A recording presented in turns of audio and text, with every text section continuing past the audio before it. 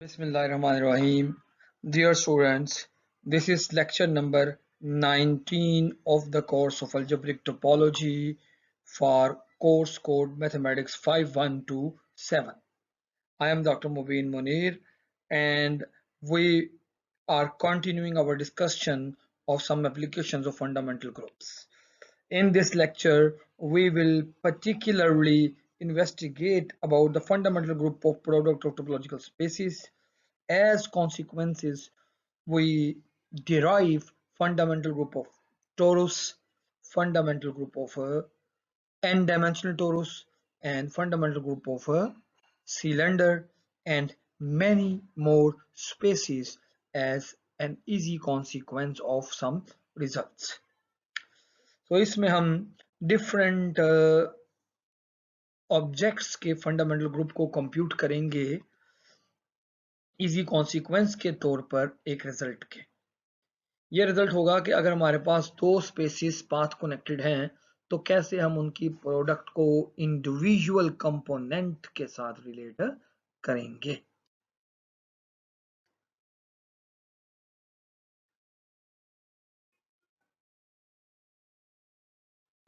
इस स्लाइड में हम एक बहुत इम्पोर्टेंट बात की तरफ चलेंगे कि हम ये प्रूफ करना चाहते हैं कि अगर हमारे पास दो स्पेसिस x और y पाथ कनेक्टेड हैं, कि अगर आपके पास x स्पेस में किसी भी दो पॉइंट को आप ज्वाइन कर सकते हैं किसी पाथ के जरिए से, और y में भी आप किसी भी दो पॉइंट्स को ज्वाइन कर सकते हैं अगर आप किसी पाथ के जरिए से, ये दोनों पाथ कनेक्टेड होंगी। और अगर ये दोनों स्पेसेस पाथ कनेक्टेड हैं तो फिर इनका जो फंडामेंटल ग्रुप आएगा इनके प्रोडक्ट का, यानी x क्रॉस y जो आएगा, उनके फंडामेंटल ग्रुप जो होगा वो इंडिविजुअल के फंडामेंटल ग्रुप के प्रोडक्ट के आइसोमॉर्फिक होगा। यानी हम यहाँ से प्रोडक्ट का फंडामेंटल ग्रुप कैसे हासिल करेंगे, इंडिविजुअल के फंडामेंटल ग्रुप का हमें पहले से पता होगा, उसका प्रोडक्ट ले लेंगे तो वो आइसोमॉर्फिक होगा उन इंडिविजुअल के फंडामेंटल ग्रुप के प्रोडक्ट से। लेकिन इसके लिए हमारे पास x और y का पाथ कनेक्टेड होना लाजमी है।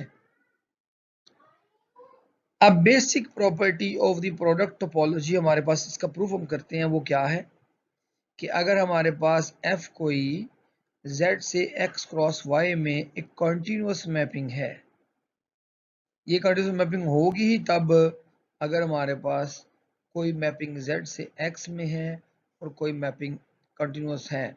यानी हम यहाँ बता रहे हैं कि कंटिन्यूअस मैप प्रोडक्ट में बनता कैसे है।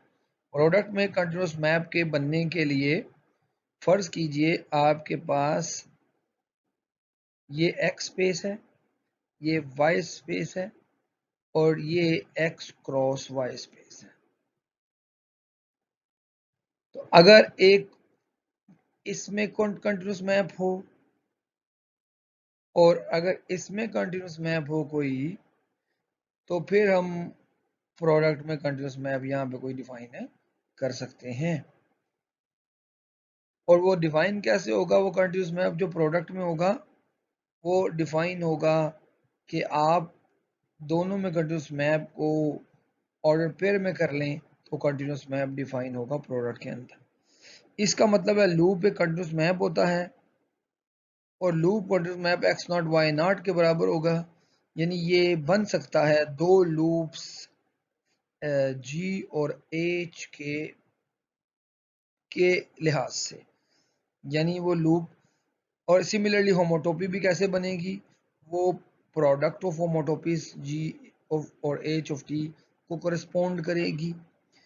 इसका मतलब ये हुआ कि होमोटोपीज भी दोनों की प्रोडक्ट से आ सकती है। यानी होमोटोपी कैसे आएगी, होमोटोपी आएगी एफ टी कैसे आएगी, एफ टी होमोटोपी ऑफ लूप कैसे बनेगी, वो बनेगी जी टी फर्स्ट कोऑर्डिनेट होगा और जी टी होमोटोपी ऑफ लूप्स है इन स्पेस एक्स और एच टी होमोटोपी ऑफ लूप है इन स्पेस वाई। तो यहाँ से इन दोनों को मिला के हम होमोटोपी ऑफ लूप हासिल कर सकते हैं product space x cross y में।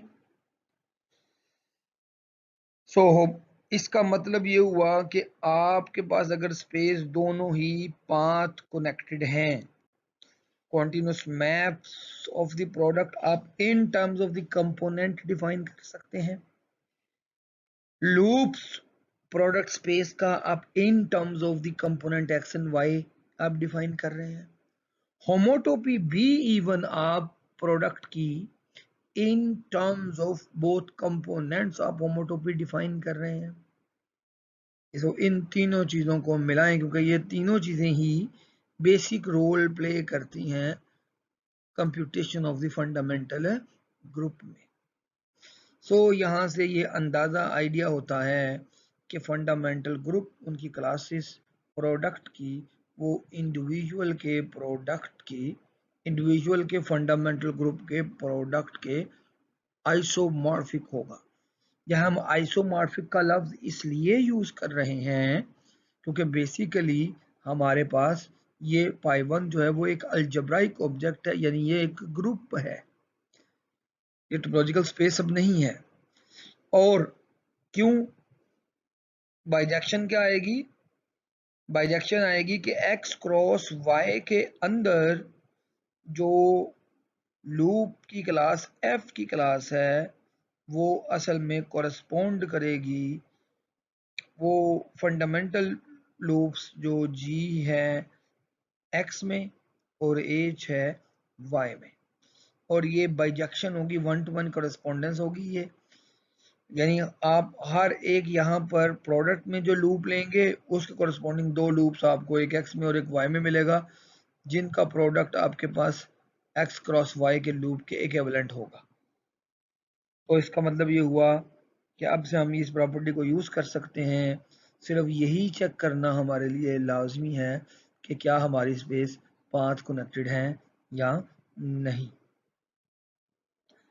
इस एसेंशियल प्रॉपर्टी को यूज करते हुए हम एक बहुत इंपॉर्टेंट रिजल्ट अब ड्राइव करेंगे।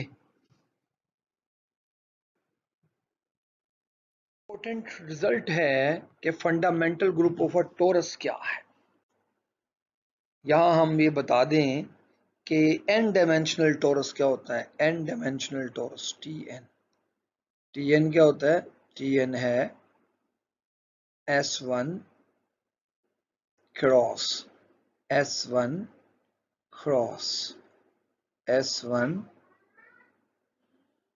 up to so on cross product. ये S1 का क्रॉस प्रोडक्ट होता है, ये अलजेब्राइक टोरस होता है, n कॉपीज का क्रॉस प्रोडक्ट, n कॉपीज है।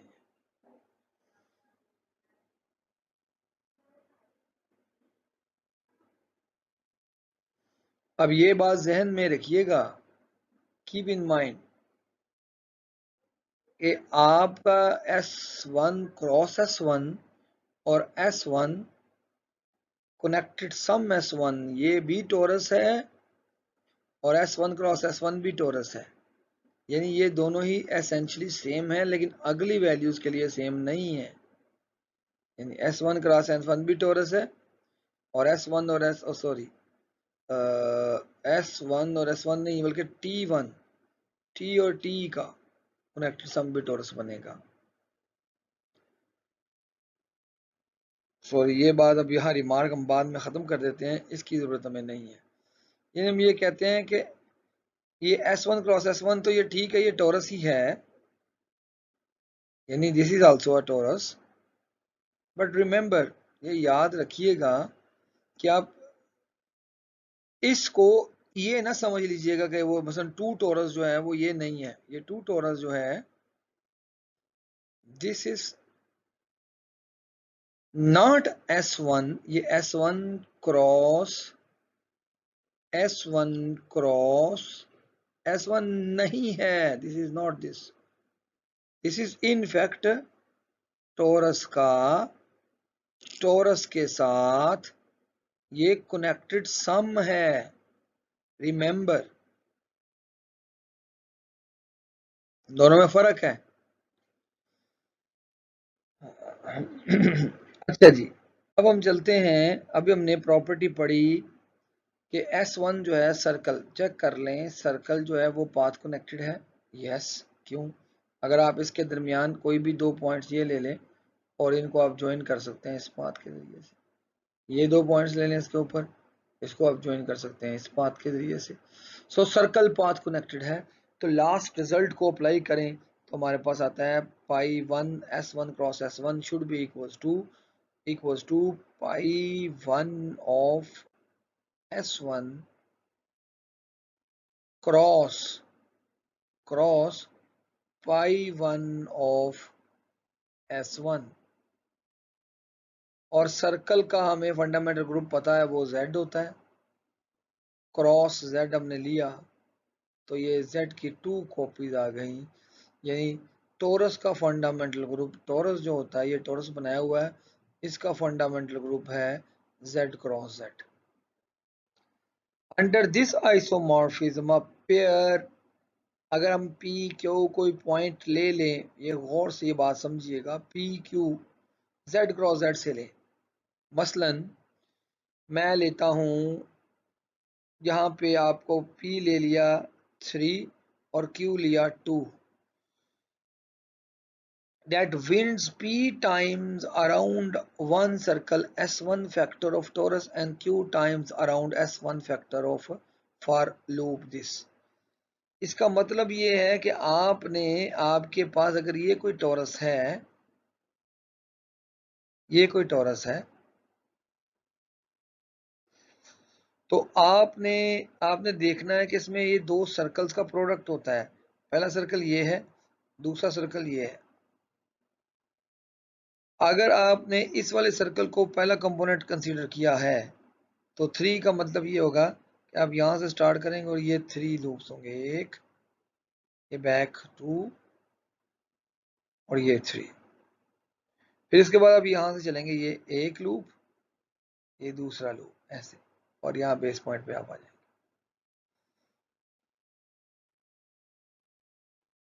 सो ये बताया जा रहा है कि ये लूप जो है can be noted as figure shows P3 और Q2 के लिए आपको ये लूप दिखाया गया है। The knot that arises in this fashion they are called torus knots, और हम इसको आगे स्टडी करेंगे इन टोरस नोट्स को, ये एग्जांपल की हमें ज़रूरत नहीं है।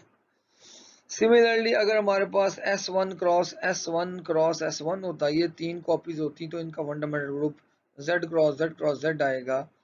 More generally, n-dimensional torus, which is the product of n circles, has fundamental group isomorphic to the product of n copies of Z, and this can be proved by applying the mathematical induction.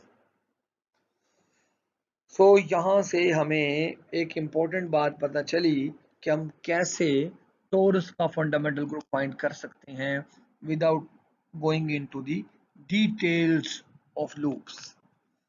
हमने previous result इस्तेमाल किए, previous result इस्तेमाल करके हमने simple देखा कि S1 एक path connected था। जब हमने S1 को पाथ कनेक्टेड अज्यूम किया तो इस अजम्पशन के बाद हमने इसका अज्यूम नहीं किया, बल्कि हमें पता था कि S1 जो है वो पाथ कनेक्टेड है, तो वहां से हमने टोरस का और n डायमेंशनल टोरस का फंडामेंटल ग्रुप कंप्यूट कर लिया। तो यहाँ ये बताया जा रहा है कि ये जो लूप आपके सामने कंस्ट्रक्ट किया है, हर लूप डिफरेंट लूप्स डिफरेंट तौर पर बिहेव करते हैं। इस स्लाइड में हम डिफरेंट लूप्स को देखेंगे, जो कि अब यहाँ जरा गौर से देखें। We show 2 different non trivial का मतलब है कि ये श्रिंक नहीं हो सकते आइडेंटिटी पर। हम इन लूप्स को देखते हैं और नॉन होमोटोपिक हैं जो आपस में, उन लूप्स को देखें। एक लूप ये वाला है और एक लूप ये वाला है। ऑब्वियसली इन दो को कोई होमोटोपी ऐसी एग्जिस्ट नहीं करती जो एक को दूसरे में और दूसरे को पहले में कन्वर्ट कर सके। सिमिलरली अगर मैं यहाँ पर इनको देखूं ऐसे, ये मैंने एक लूप देखा, ये वाला, यहाँ से ये मैंने बेस पॉइंट सेलेक्ट किया, ये एक हो गया, ये दो हो गए, ये 3 यहाँ पे दे दिया, फिर इसके बाद मैं इसको आगे लेकर गया और यहाँ ले आया ये एक ये हो गया, दूसरा ये है, तीसरा ये है, ये लें ये। अब डेफिनेटली ये लूप किसी पहले लूप के होमोटॉपिकल नहीं है। तो इस तरह से डिफरेंट एलिमेंट्स बनते जाएंगे। और अगर मैं z क्रॉस z से कोई ऑर्डर पेयर इंटीजर्स का पिक करूं, फॉर एग्जांपल अगर मैं 1 1 पिक करूं तो ये भी कोरेस्पॉन्ड करेगा इस तरह के किसी लूप से, यानी homotopic class of this type of loop. अगर ये बेस पॉइंट है तो ये एक ऐसे और एक ऐसे, ये इस तरह का ये लूप होगा। और अगर मैं यहाँ पर 2 क्रॉस 2 सेलेक्ट करूं तो ये टोरस पर क्या लूप होगा, 2 क्रॉस 2 को कोरेस्पॉन्ड कराऊं 2 2 को, तो ये होगा दरअसल एक लूप। ये ले यहां से आपने सेलेक्ट किया 2, आपने वाइंडिंग इधर देनी है इसके अलोंग, और फिर आपने 2 वाइंडिंग इसके अलोंग देनी है, एंड दिस इज दिस। और इस तरह से हर z क्रॉस z के ऊपर जो कोई ऑर्डर पेयर आप सेलेक्ट करेंगे वो किसी ना किसी लूप के कोरस्पॉन्ड करेगा टोरस के ऊपर। यहां से भी पता चल रहा है कि z क्रॉस z का, यानी टोरस का जो फंडामेंटल ग्रुप है वो z क्रॉस z है। और एसेंशियली ये दो बेसिक लूप्स हैं z के ऊपर जिनके प्रोडक्ट से हम ये फंडामेंटल ग्रुप फाइंड कर रहे हैं।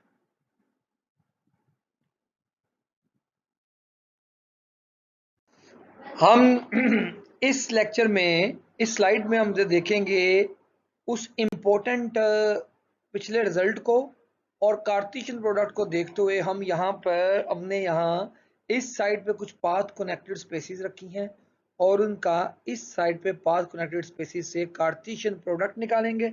और प्रोडक्ट निकालने के बाद जो शेप बनती है उसका फंडामेंटल ग्रुप हम दे सकते हैं। मसलन पॉइंट का फंडामेंटल ग्रुप हमें पता है वो क्या है, वो है ट्रिवियल ग्रुप। फंडामेंटल ग्रुप जो इसका है वो है आइडेंटिटी ग्रुप, यानी ये है ये।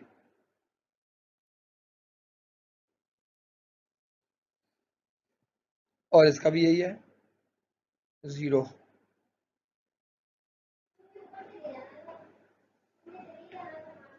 लाइन के साथ जब आप कार्टेशियन प्रोडक्ट लेते हैं तो ये इस तरह का एक सॉलिड स्क्वायर बनता है। और इस सॉलिड स्क्वायर का अगर फंडामेंटल ग्रुप निकालना है, fundamental group pi 1 of this square, तो वो क्या होगा, वो होगा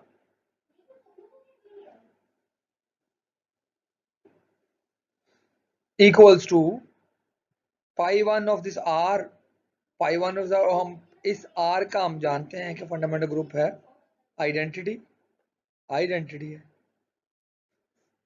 cross identity, again identity cross identity, यानी 0 का 0 के साथ कार्टेशियन प्रोडक्ट सिंपल क्या आएगा, सिंपल 0 आ जाएगा। सो ये चीज आ गई। सिमिलरली हमने यहाँ पर ये सिलेंडर है, इसका हमने देखना है कि फंडामेंटल ग्रुप क्या आता है। तो fundamental group of the cylinder क्या होगा, दिस सिलेंडर जो क्या होगा वो आएगा equals to fundamental group of this line segment cross circle. Fundamental group of the line segment क्या है, वो आइडेंटिटी है, क्रॉस सर्कल का फंडामेंटल ग्रुप है Z है। तो जब आप इनका कार्टेशियन प्रोडक्ट लेंगे तो आपके पास Z हासिल होगा, यानी सिलेंडर का फंडामेंटल ग्रुप भी Z ही है। इस तरह इस बॉक्स का फंडामेंटल ग्रुप क्या आएगा,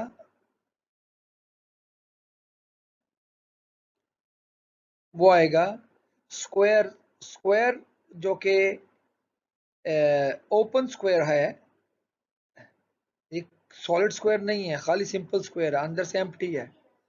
इसका फंडामेंटल ग्रुप जो है इटसेल्फ, इसका फंडामेंटल ग्रुप Z है, क्योंकि ये होम्योमॉर्फिक है सर्कल के।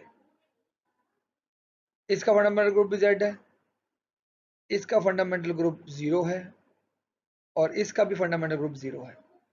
तो अब इनके क्रॉस प्रोडक्ट से फंडामेंटल ग्रुप आप निकाल सकते हैं। मतलब इसका फंडामेंटल ग्रुप क्या आएगा, इसका फंडामेंटल ग्रुप आएगा Z cross Z, Z cross Z directly, Z cross Z।